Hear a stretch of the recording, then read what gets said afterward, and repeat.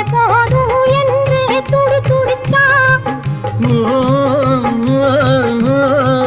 அவன் தாலி கட்டும் முன்னாலே தொட்டாலே போதும் என்றே துடி துடிச்சா.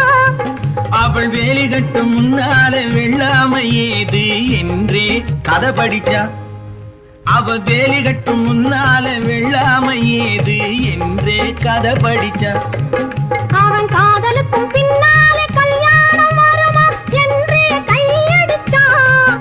அவன் காதலுக்கும் பின்னாலே கல்யாணம் வருமா என்றே கையடிச்சா. அவள் ஆகட்டும் என்றே ஆசையில் நின்றே அத்தானின் காதை கடிச்சா.